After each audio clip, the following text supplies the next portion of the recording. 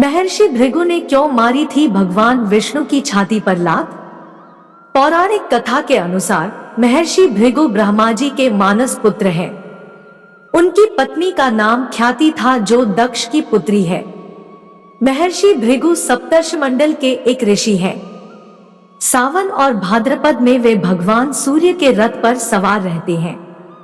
एक बार सरस्वती नदी के तट पर ऋषिमुनि एकत्रित होकर इस विषय पर चर्चा कर रहे थे कि ब्रह्मा जी, शिव जी और श्री विष्णु में सबसे बड़े और श्रेष्ठ कौन है।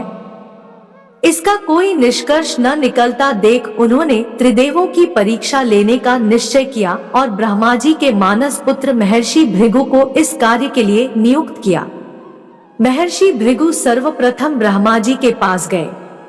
उन्होंने न तो प्रणाम किया और न ही उनकी स्तुति की। यह देख ब्रह्मा जी क्रोधित हो गए। क्रोध की अधिकता से उनका मुख लाल हो गया, लेकिन फिर यह सोचकर कि ये उनके पुत्र हैं, उन्होंने हृदय में उठे क्रोध के आवेग को विवेक बुद्धि में दबा लिया। वहां से महर्षि भृगु कैलाश गए। देवाधिदेव भगवान महादेव ने देखा कि भृगु आ रहे हैं तो वे प्रसन्न होकर अपने आसन से उठे और उनका आलिंगन करने के लिए भुजाएं फैला दी। किंतु उनकी परीक्षा लेने के लिए भृगु मुनि उनका आलिंगन अस्वीकार करते हुए बोले, महादेव, आप सदा वेदों और धर्म की मर्यादा का उल्लंघन करते हैं। दुष्टों और पापियों को आप जो वरदान देते हैं उनसे सृष्टि पर भयंकर संकट आ जाता है, इसलिए मैं आपका आलिंगन कदापि नहीं करूंगा। उनकी बात सुनकर भगवान शिव क्रोध से तिलमिला उठे। उन्होंने जैसे ही त्रिशूल उठाकर उन्हें मारना चाहा, वैसे ही भगवती सती ने बहुत अनुनय विनय कर किसी प्रकार से उनका क्रोध शांत किया। इसके बाद भृगु मुनि वैकुंठ लोक गए। उस समय भगवान श्री विष्णु देवी लक्ष्मी की गोद में सिर रख कर लेटे थे। भृगु ने जाते ही उनके वक्ष पर एक तेज लात मारी।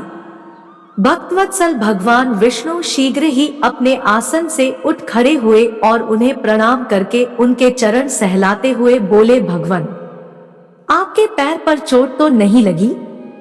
कृपया इस आसन पर विश्राम कीजिए।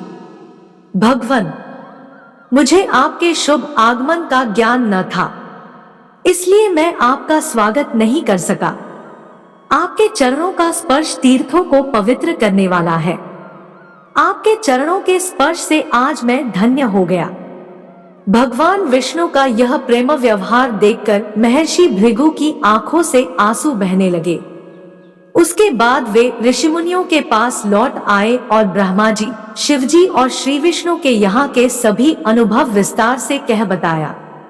उनके अनुभव सुनकर सभी ऋषिमुनि बड़े हैरान हुए और उनके सभी संदेह दूर हो गए। तभी से वे भगवान विष्णु को सर्वश्रेष्ठ मानकर उनकी पूजा अर्चना करने लगे। दोस्तों, वीडियो पसंद आया हो तो वीडियो को लाइक और शेयर करें, चैनल को सब्सक्राइब करें। धन्यवाद।